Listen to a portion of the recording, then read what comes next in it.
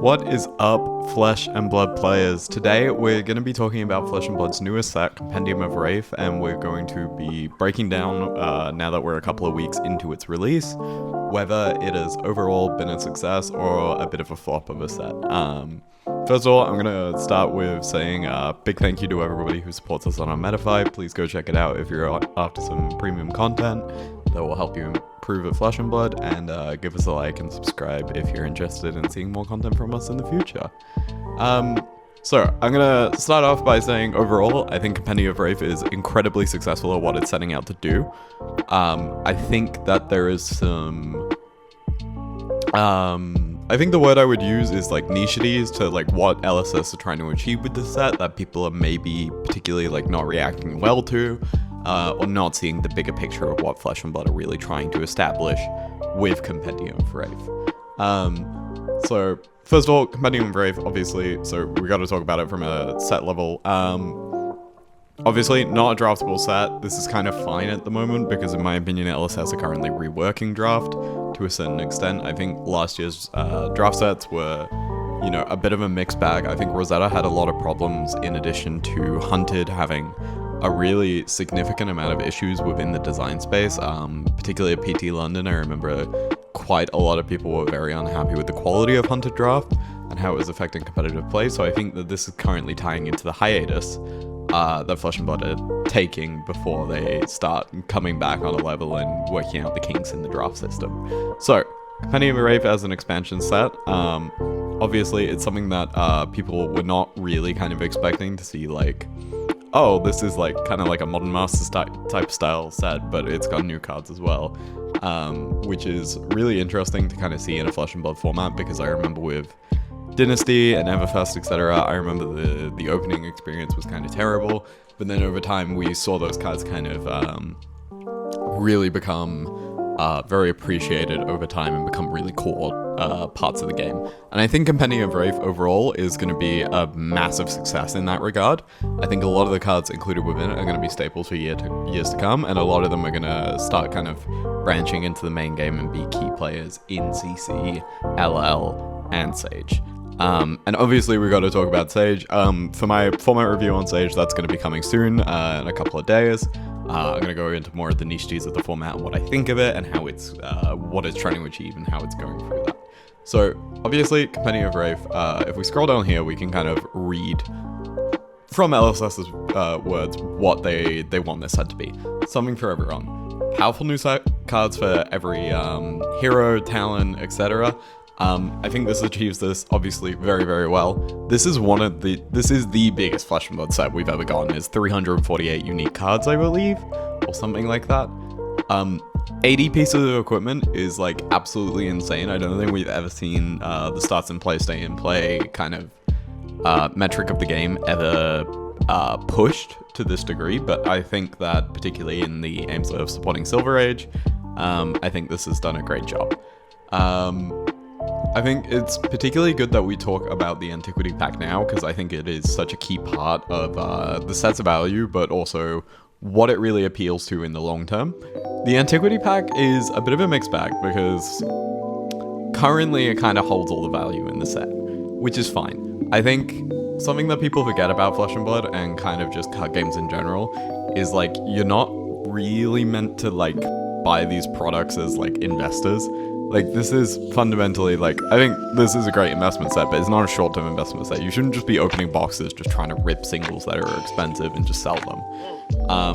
This set in particular is a great set for stores because of the Silver Age fact and the fact that you can sell commons and rares and you can piece these out and then you make your money back in boxes that way.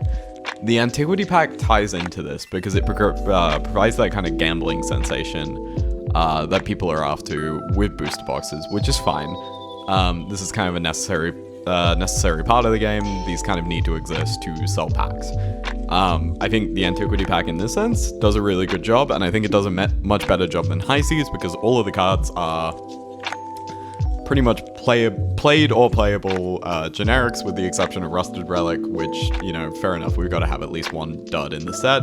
But it also fulfills the reprint philosophy of Fab very well because it reprints them in a different, in the majority of cases, worse version with like a low rarity version that is much cheaper of generics, which everyone needs, reducing the cost of the game heavily.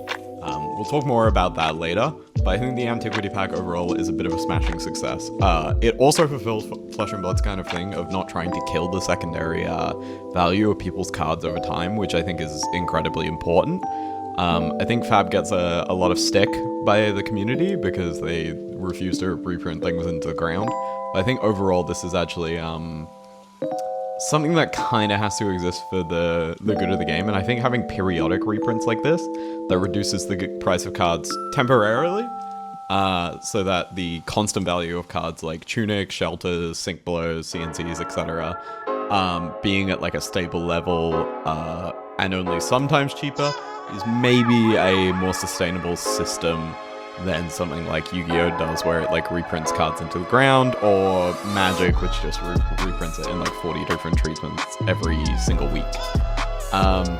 Speaking of, in terms of art direction, I think this set's a really big mixed bag, the Antiquity pack in particular. I think a lot of them are really great. I really love the Tunic, I really like the Shelter, I really like the Eye.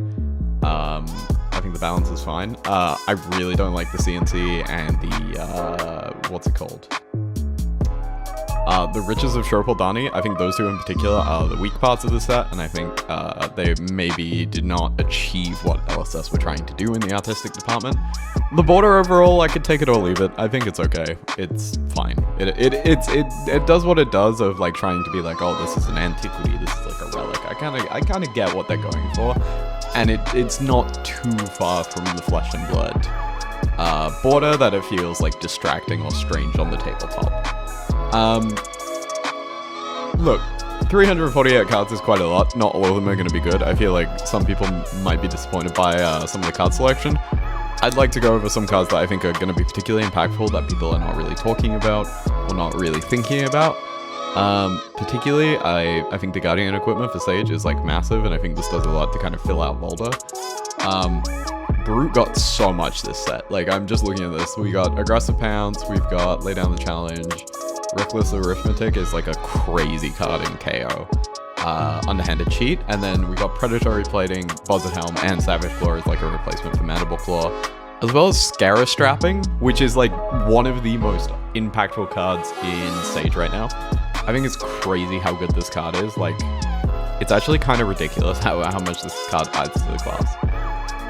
Sense of Weakness adds like a particular like thing for Guardians to try and achieve. I don't think it's actually that successful. I think it's interesting.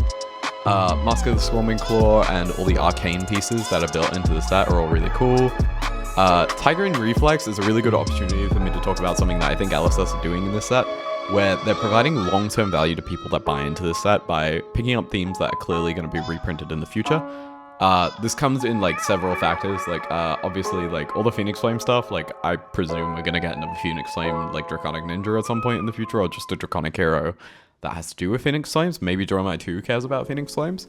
And a lot of the cards to do with that are kind of, you know, getting some support in this set.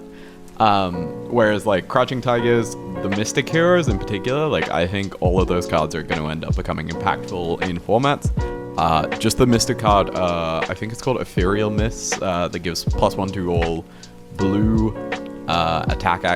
blue attacks and ethereal attacks this turn. I think that card is going to be crazy impactful one day, and people haven't realized it. Obviously, we've got all the Sharpen mechanic stuff for Hala. We have to talk about Blunton. I think this is maybe the best card in the set, one of the best cards in the set. This is going to be massively impactful for years. I'm telling you guys, get your copies now. We had like all the Tyclobossum cards in mech that are just kind of supporting that. We had a bunch of Riptide cards that are clearly going to be impactful in the future. I think Tiger Trap is, like I said, if Mystic comes back soon, which is what this set feels like, this is going to be pretty impactful. Obviously, all of the Sage cards, like we've got to talk about the Runeblade suite, which is obviously amazing. Vincent got a lot of love this set. Like, there is a lot of cards in the set that I think are going to be incredibly impactful for years to come. We have to talk about Wobble. This card's a mistake. This shouldn't exist. Like, I think the value-centric nature of Flesh and Blood suits counter spells in a way that they have to feel like they potentially have a downside, and I think Wobble in particular has kind of offended the community to a certain extent on this, because it can create a lot of non-games due to the nature of it kind of being free to include in Acilio. Like, you can just filter it away. Yukili Bender had a really good Twitter thread talking about this. I think Temporal Wobble is a mistake of a card and maybe shouldn't have been printed, and I think I wouldn't be surprised if Acilio maybe gets some hits in the BNR come the end of March. Shimmering Mirage, also like a really interesting, unique tool for Illusionists. Mind Meets Might and Lunar Mirage, I would not be surprised if both of these cards end up having a home in a CC Illusionist. Potentially like Enigma 2 or something like that. These all feel a lot like Dynasty when it came out. Dynasty when it came out, like, there were so many cards in that set that became like sleeper staples because LSS was supporting them later, which I think is actually a really good way of doing expansion slots. Particularly in this set where you can kind of let the stores have their value by the commons and rares being so playable. Lobotomy is interesting. Mindhunter is like a great tool against Mystic Heroes. I'm a little bit worried about this card, because if like we come back to a Mystic Matter at any point, and like there's a Mystic Assassin that just has access to this card, whereas like the Mystic Illusionist or Mystic Ninja like don't have tools like this, I don't know, I could see that being a little concerning. Gravy got some support, but nothing too crazy. Skywarden is an amazing card. The Harpoon's obviously great. Cheating Scoundrel is a card that I think is pretty good. It's a pretty good card to exist. Bolton obviously got a lot of love. Levia got some cards. There's like a bunch of elemental cards that are great. Overall, I think like in terms of like every class or talent getting something, and particularly heroes that were weaker like Fang, Phi, Vincent, etc., all getting a little bit of support. I think these are all doing a great job of kind of fulfilling that promise of giving everybody something, but also establishing future themes and ideas that will carry on throughout the set. In terms of the generic slot, yeah, they reprinted everything. I mean, we can't really complain and say they didn't reprint enough. They reprinted everything. I think one big criticism I'll have of this set is that maybe they could have done a better job of... I feel like the legendary rate in the set is all over the place. Like, I feel like it's very feast and famine with the packs. Like, I would love to be able to say to someone who's getting into this game, hey, just buy a case or two, a compendium, and you'll pick up most of the legendaries you'll need, and go from there. And then just, like, fill out your collection with what you didn't open. I would love it if that was the case, but I just do not think that is the case. In terms of sideboard cards, I think this set also did a great job of introducing a bunch of sideboard cards that we wouldn't normally be able to get in a set, like Pilfer the Tomb, High Current Currency, Rockyard Rodeo, like, as, like, Tough Nut support, and then, like, the Elixirs, Shadow Sorcery, Destructive Tendency, and Drag Down. Like, I think these are all great homes for these things that could not be normally placed in sets. The Marvel Young Heroes, they're fine. They're, like, another cool thing that people want, and, like, it's good for Silver Age. Like, I think they're a pretty no-brainer inclusion. I think most people would have preferred if we got, like, the other ones that don't exist. Like, I think Viserai is, like, a big one that wasn't printed in this wave that, like, I think people are asking for. And I think there's a few more that don't exist that probably could have been in the set. But I think there's also the potential that these are being saved for future gem packs or booster sets.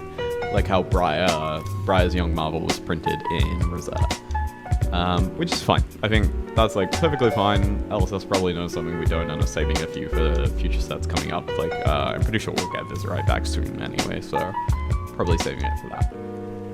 In terms of the reprints in this slot, I think these are all great reprints that are going to be just like very, very relevant for a long time. Obviously, like, opening a Rusted Relic sucks.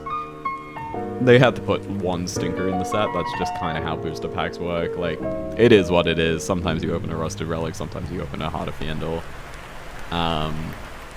It's perfectly fine. The Easter Egg Marvel, personally, I wish this just had like a straight border at the top, but other than that, I think it's a really good chase card to exist. It's a very similar vibe to the CNC Fable from Dynasty. I think they saw that that was a great job and kind of gave something to collectors to chase. This does the same thing. I think this is great. In terms of the rest of the reprints, I think getting all these commons like Scar for a Scar, Snatch, Sing Blow, Fate, etc. that are pretty hard to reprint in draft sets without them being pack-on-pick ones. I think this is a really good place to reprint all of these, and a lot of these obviously see stage play, so it also kind of accounts for the fact that people might not have copies for these, particularly new players. And then we got like basically every token ever reprinted. No, these are not in the set. Sorry, I don't know why I thought they were. Yeah, like, I don't know. Maybe that could have been something they could do. Maybe, we obviously have to talk about the price point, and I think that's a really good thing to bring up. I don't know how I feel about the pricing on this set. It feels very high. I think, ultimately, like, charging more for less cards, especially to such a high degree, like, I think this set should have been the same price as the last booster set, maybe a bit cheaper. And that really could have done a lot, but I also understand that LSS as a whole probably had to invest a lot more into the set with it being so much larger, as well as so many different art treatments, etc. having to go into the set. At the same time, yeah, this set should have been cheaper. Like, realistically, like, if I want to get somebody into this game and I'm like, oh, damn, you should get a case, it's like $840 at retail for AUD, which is, like, crazy to me. Like, that's... or 600 USD, that's like also pretty mental compared to most card games. Not super thrilled with that. Yeah, I think that they should not have done that. I also think that it makes the Japanese cases even like funnier, because it's like, realistically, if you have access to Japanese product, you should just be buying this instead. Like, there is no reason not to. Like, the cards do the same thing, let's be real, guys. Yeah, I get the cold foil rate is a little bit lower, but like, a lot of the cold foils in the set are commons and rares anyway, so you're not even really losing value. The antiquity packs, overall, they're great. The puzzle cards are fine. They add some cool things. I don't like that when you open a pack from the back, you can tell if you got a hit or not. I think that was a mistake. It just makes the opening experience a little bit worse, but it's overall fine. I think the set overall and the chases are enough fun, and there's enough good chases that, like, you're always happy hitting, that it's overall a success. Let's talk about the launch of this set. I think the world premiere in London is a great location, because it's kind of like, it's in the middle of North America and Europe, sort of geographically, which I think is overall one of the better meeting points. I think Proto Amsterdam was like really successful because it was in the middle of those two continents, sort of geographically, like London is. February is also like a good time because it's like just after Christmas and stuff. Like, I feel like people are kind of rolling back into the normal schedule, so it's not too unreasonable to take a weekend off. Overall, from the event, I've heard very good things. I mean, I think, like, honestly, I've heard very little complaints, or honestly just, you know, I feel like the event ran pretty well. I think the new promo packs are great. The tournament packs were like a massive hit. I think everyone really loves those. Overall, London, great event. Can't complain too much. The release celebration for everybody else in the world, though, I think this is a problem. I think that because pre-release didn't run for the set, obviously because it's a supplemental set, this was a really big failing by LSS. This was a missed opportunity. If they just, like, did something, like, this is, like, fine, but most stores I know nearby just did these as buy a box promos, which is fine, but it's not like a release celebration. Like, I'm not feeling excited about the set. Like, if I'm just somebody, I'm just, like, picking up my cases, grabbing some promos, and that's it. Like, I don't feel excited about the set. And that's fine. I also think the promo could have been a lot better. Maybe there could have been an event tied to this, like the Dust Till Dawn pre-releases. I think those would have been good. Like, something like that had, like, a promo, like, I'm not saying anything crazy, but even if it was, like, Weakest Link or some prismatic or, like, something like that, like, just, like, a generic that's really powerful, that's widely played, that is, like, fairly expensive and, like, in demand, in a cold foil antiquity version, that would have been great. Pursuit of Knowledge, I love this card, but, like, realistically, this does not see that much play. It is not that exciting about. It is not something that people are going to, like, get out the house and play games at the local game store for, especially when there's no event really tied to it. Like, most stores are just handing this out as, like, a buy a box promo, which, again, that's fine. It helps the store sell product. I'm completely fine with that. But at the same time, it's not really a substitute for the fact that, like, we do need a release event to build hype. I think in future we should always have some sort of release event or celebration or something for people to get into the store and get together to do. because I think ultimately that is the best part of Flesh and Blood, and something that like people don't talk about enough is like the community is the reason why most people stick around for this game, especially in a community like this one where I feel like everyone's super into the game and just wants to talk about the game. And ultimately this did not work in that way to encourage this, especially when we've got to remember the TCG market is particularly competitive, not just in the fact that like, you know, there's shelf space, but there's also like there is a finite amount of space in a store and they have to use that for different events throughout the week.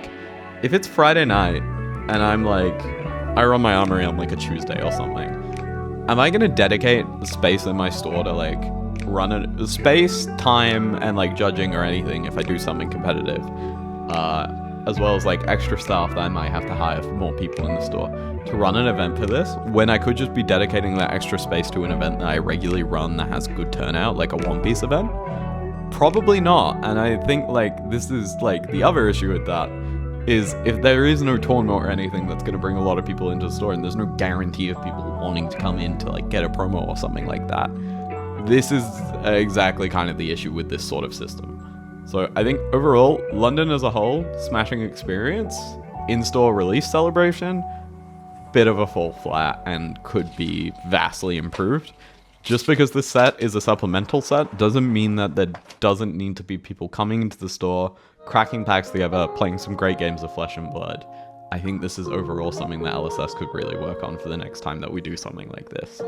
Obviously, normally we have pre-release, that's fine. That's like, for a normal set, that's fine, but if we're gonna do something like this in future, there should be something, like a tournament or something. Or just like a little LGS event, you know? Like, I feel like we don't have enough of those in Fab. We have Procross and RTN, but like, just like a little store event, you know? Just like a little vibe, kind of like Skirmish, like that kind of vibe. So yeah. Lastly, I kind of want to talk about like the price of singles from the set. Obviously, the Easter egg, I think, is a great chase. I think this is doing exactly what LSS want. It's a card that's already getting reprinted in the set. It prints a stupidly expensive version for like collectors to chase after. It's like a crazy rare hit, so you get those hype moments. And it's like in this like sweet spot range where it's like, damn, like you hit this and you're like, damn, Flesh and Blood just paid for my like uni tuition payment or something. Or like Flesh and Blood just like covered the cost of my new phone or like something like that. And I think this is like, this is the sweet spot. I think this is exactly what we want. We want a reprint in a cool version that's already getting reprinted in the set that gives something for collectors to chase after and regular people who open it to either like hang on to as something cool or help them out financially selling to collectors and supporting people through that way. I think this, very successful. This is doing exactly what I want. Likewise, the Rainbow Foil Legendaries, reprints, new versions, different, not the same. Like, I've seen a lot of complaints about this, but I don't actually think there's a valid point of this being like the same as the extended art tunic from the RTNs. No, it's not. It's like, this is like completely different art with a completely different border that's much more common and like is like, I don't know how many of these will exist, but it'll definitely be more than like the extended art Rainbow Foil tunics from like Season 1 RTNs. This is like perfectly fine. It's like, it's not a cold foil as well, so it's like, well, it's like if you want cold foil equipment, this is not the one you pick up. You pick up the cold foil tunic from WTR or the gold foil tunic. Like, this is a good little middle rarity thing where it's like really nice and like cool for people who like love this art, but it doesn't replace the max rarity version for collectors, and it just creates like a little niche and a bit of customization. I think a little customization in card games is great. A lot of customization, like Secret Lair or something like that, terrible. Now, we talked a little bit about like, oh, this is like good as like reprint value, but like, let's talk about like how these are actually affecting prices. A tunic right now on TCG Player, let's look at the last sold. Last sold is 110, retail, like, we're just about like a week or two into set release. I think prices are still going to go down a little bit. TCG saying the average is at like $91 on the market, USD. That's fine. Let's talk about like another version of Tunic. Let's go to the price history for the last year on Tunic. This is absolutely crashing, and I think this is the thing people miss with these reprints. It's not the price of the card in the set. The card in the set will like be slightly more desirable because it's like, oh, this is the new shiny version. Like, the fact Tunic in the last year has gone from like averaging 190 USD to 105. That's pretty good. That's good reprint value. Like, when was Worlds? So Worlds was like November 3rd-ish. They were at 150 USD. It's already down 45 USD. If I wanted to pick up a Tunic, I would do it in the next couple of weeks. I think that's like good. It hasn't completely crashed the value of the card. It's a lot cheaper for people who want to get into it. Maybe have been like waiting a bit to get a Tunic. And also there's more injected into the market. So if you like are struggling to find a Tunic because you're like in a particularly like far out region like I am. I'm in Australia, I'm in ANZ, like not as much product gets opened here, not as many cards are available from like sets. I can find one now. That seems like a success. What I'm gonna say is a massive failure is the Fabled. I don't think these were common enough for what they were trying to do. I think in particular when you reprint Fabled, you need to do it at a bit more of a higher degree. Because having reprint Fables at like 150 USD or 200 USD, they're still Fables, they're still like a good vibe, like they're still like, you're always happy to open a Fabled, like you're never going to be mad about the price of riches going down like for a while. But like, I just don't think this is like doing that much to the price. Like if we look at price history, like it's just not going down that much, and I think like maybe this is a long-term thing and maybe we'll see something about this, but I think ultimately like these should have been more common. Like they maybe should have been downgraded to like legendary or something in the antiquities pack so that you just got them at a higher rate, or even if there was just like I don't know. I feel like they needed to do more to bring down the price of these, and I feel like they brought them down a bit, which is good, and for the people who've been waiting to get one, it's great, but I think in the long term, these are just going to bounce straight back up. Another thing that I think could have been done better is like, so the price of CNCs, etc., like, again, we look at the pen version, it's like 60 USD. We go to the white border version, which is the actual worst version of this card, but if I just want to play the game, this is what I would get. 45, 46 USD, great. That's doing an amazing job. At the same time, again, I would have liked it if these like were more like majestic than legendary, or even if they were like legendaries, but they secretly like had like a 2 times higher drop rate or something like that, just so that more people could get commons. Because like I said, in some regions, they don't have as many copies of these cards like literally available on the marketplace. Like, it's less like a price dictation thing, because the price is more international nowadays, because it's all based on, like, TCG player, etc. But just, you know, a little more copies available for people to actually pick up who are new to the game. That's my only concern. But I think overall, in terms of CNCs, Easter eggs, stuff like that, and obviously all the other Antiquity pack cards, great job. I think overall, Antiquity pack, massive success. Fables could have been a bit more common. CNC's Easter eggs could have been a bit more common. Other than that, Easter egg, big success. Antiquity pack, overall, very happy. Release events, probably needed to be a bit better. London went great, everyone loved it. I think it was a great event.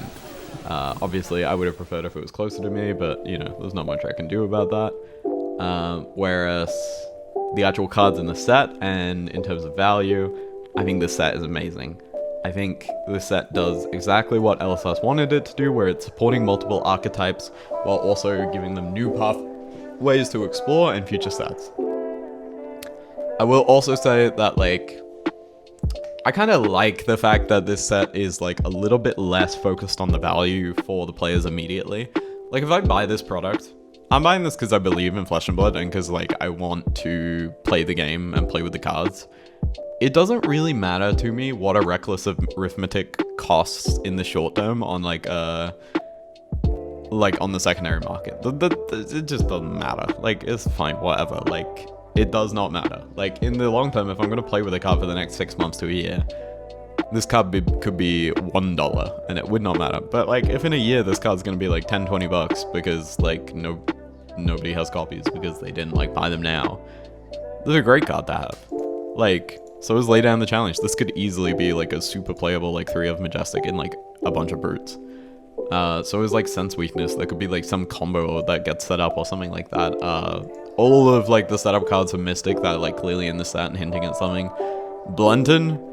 You think this card's like 20 bucks or something right now. This card would be like double, triple the price of that. Like you think Unsheath's expensive. This card is gonna be crazy.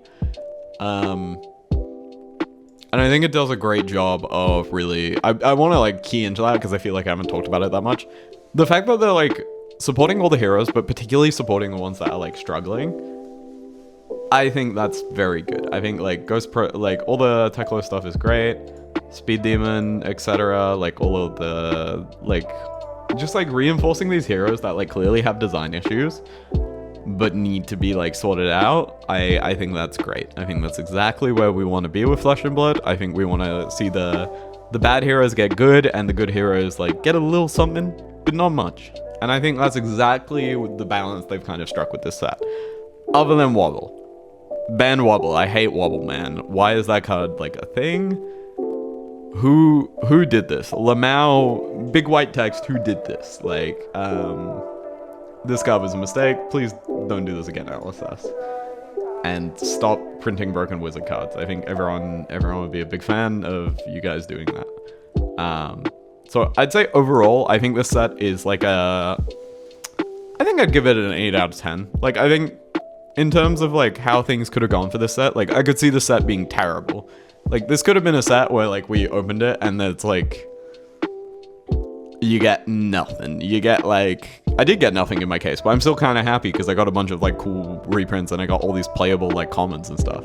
Like this set could have been full of duds. There's definitely dud cards in this set. Like, where's that one Mystic card that like flips things up?